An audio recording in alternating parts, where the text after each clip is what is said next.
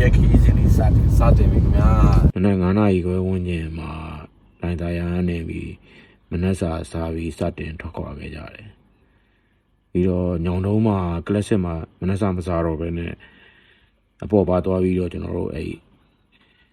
ဘုံမြတော်ရာကိုဒီ6 နာရီခွဲဝန်းကျင်မှာဖြတ်ခဲ့တယ်ပေါ့ဖြတ်ပြီးတော့ပသိမ်ကိုကျွန်တော်တို့7 နာရီခွဲကျော်ရောက်ပြီးဒီပသိမ်တရားဆင်းပြီးတော့မျက်စိတိုင်းမှာ7 နာရီ55ဝန်းကျင်မှာစီဖြည့်ပြီးကျွန်တော်တို့ဆက်ထွက်ခဲ့တယ်ဒီဆောင်ဘက်လမ်းခွဲလမ်းတိုင်းကျွန်တော်တို့ကိုင်းကြီးသွားမဲ့လမ်းခွဲကိုကျွန်တော်တို့ဒီဆောင်လမ်းနဲ့ဆက်သွားတယ်ရတယ်ဒီမှာ9 နာရီခွဲဝန်းကျင်ဒီမော်ဒယ်ဇွန်လမ်းခွဲကိုဒီဆောင်သွားတယ်လမ်းခွဲကနေပြီးတော့ကျွန်တော်တို့စီရတော့ခွဲပြီးတော့ဒီကိုင်းကြီးကိုသွားတဲ့လမ်းကိုကျွန်တော်တို့စပြီးသွားဒီလမ်းကကျွန်တော်တို့တွေ့တာလုံးဝ first experience ပေါ့ဒါဒီ brand ဘက်ကိုကျွန်တော်တို့ကားမှတော့မရောက်ခဲ့ကြဘူးဒါပထမဦးဆုံးစပြီးအဲ့လမ်းကိုစမောင်းတော့လမ်းတွေကအောင်းဆက်မောင်းတဲ့အချိန်မှာလမ်းတွေအရင်ကောင်းတယ်ဆိုပြီးတကယ်လဲကောင်းတဲ့လမ်းတွေမောင်းပြီးတော့သွားရင်လည်းဒါတက်ကျွန်တော်တို့တောင်ပေါ်တွေရောက်တဲ့အချိန်မျိုးပါလို့ဆိုအပေါ်ကသွားလမ်းလေးတွေနဲ့ဒီ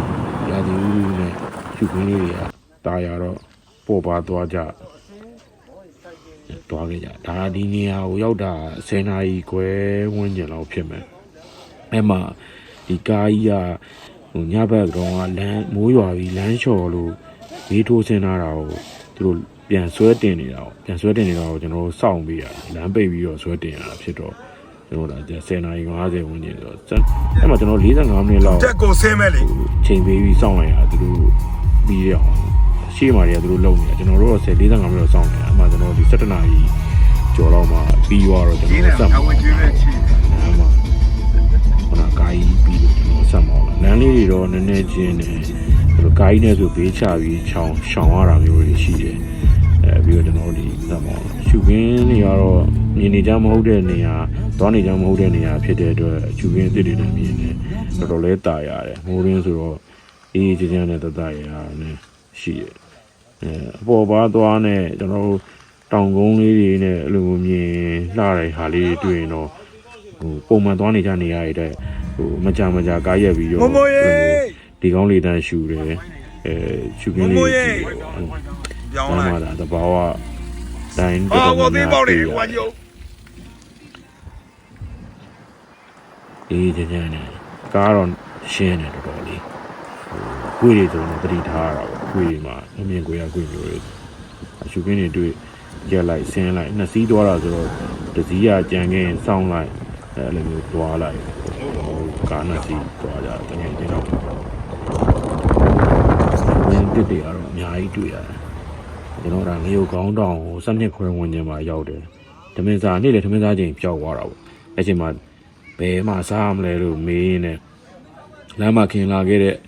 ဟိုကားကြီးပြုတ်ကျနေလို့ဆောင်းရတဲ့နေရာမှာခင်လာခဲ့တဲ့အကူတွေကဒီမှာကောင်းတယ်ငရုတ်ကောင်းတောင်ဒီကစိုင်မှာကောင်းတယ်ဆိုတာနဲ့ကျွန်တော်နေ့လေတော့ဒီမှာစားဖို့ဆုံးဖြတ်ပြီးတော့စားလိုက်ကြတယ်ဒီကောင်းမကောင်းဆိုတဲ့ဆိုင်လေးပေါ့တကယ်လဲစားလို့ကောင်းပါတယ်သူနေရာလေးနဲ့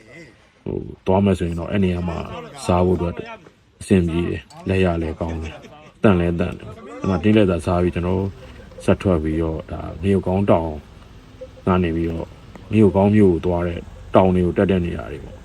လမ်းတွေကတော့ကောင်းလားဆိုတော့ခုနလမ်းတွေဆိုတော်တော်ကောင်းတယ်ဒီဟာဆိုဒီလိုနေရာမျိုးဆိုရင်အစင်းကြီးတွေ့တဲ့နေရာပေါ့ဒီနေရာမှာဆိုတော့အဲ့လိုကြောက်ဖျုံးလန်းခေါ်မလားအဲ့လိုကြောက်တွေနဲ့မြေသားနဲ့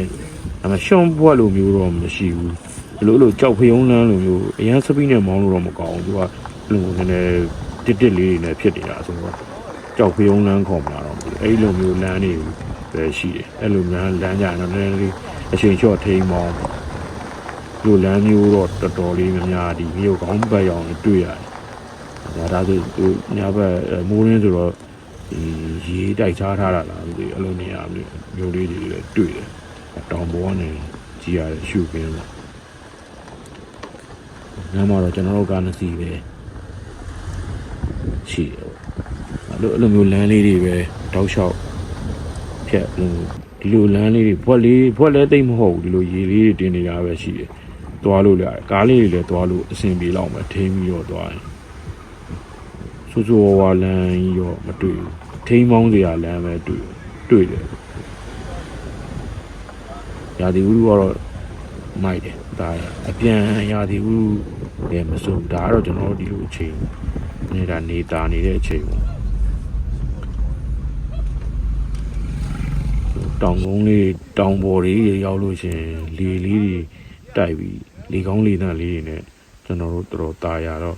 မကြဆင်းပြီးတော့ စင်ချန် ခဏနာဆင်းပြီးသွားကြတယ်အဲ့တော့မြို့ကောင်းတောင်ကနေမြို့ကောင်းမြို့ရောက်ခံနေလာတော့အစင်းလေးတွေနည်းနည်းများတယ်အစင်းနည်းနည်းကျန်တယ်အဲ့လေးရှိတာပေါ့အဲ့ဒါဒီလိုလမ်းကောင်းတွေရတယ်တစ်ချက်အဲ့လိုဒီကြောက်ပြုံးလမ်းခုနလိုလမ်းမျိုးတွေကျုံသွားတယ်အဲ့လိုမျိုးထိန်းမောင်းလမ်းတစ်ဖြတ်အဲ့လိုမျိုးလေးတွေရှိတယ်နည်းနည်းထိန်းမောင်းအောင်နေရတယ်အရင်ဆိုတော့ဆိုတော့ဆူလိုက်တော့ထိန်းမောင်းလို့ရတယ်ကားလေးလည်းသွားလို့ရတယ်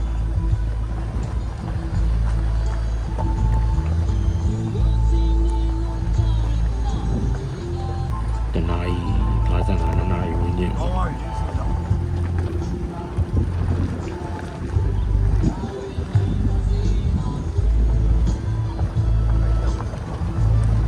အဲ့လိုလမ်းမောင်းပြီးဒီလိုလမ်းအကောင်းပြန်ရောက်သွားပြန်ရောအဲကြရင်ပြန်မောင်းတော့တက်အချင်းတွေတော့နည်းနည်းကျန်းလာရှိတယ်။နိုင်ခွဲဝင်းချင်းမှာမြို့ကောင်းမြို့ရောက်ခံနေလာပြီပေါ့ဒီလိုမျိုးဟောလား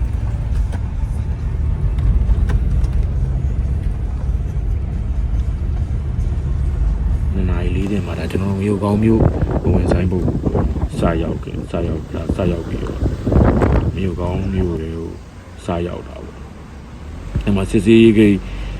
မြို့ဝင်လာမှရှိတယ်လူမတွေ့ရနဲ့မှတ်မတင်ဖြတ်မောင်းလာပြီးတော့နောက်ကကားကြံခဲ့တော့အမှနောက်ကကားကိုပြန်ဆောင်နောက်ကကားအမပုံနဲ့စစ်တာလေးလုပ်ပြီးတော့ကျွန်တော်မြို့ကောင်းမြို့ဝင်ရတာဝင်ပြီးတော့ဒီဒါချောင်းဝတရားပေါ့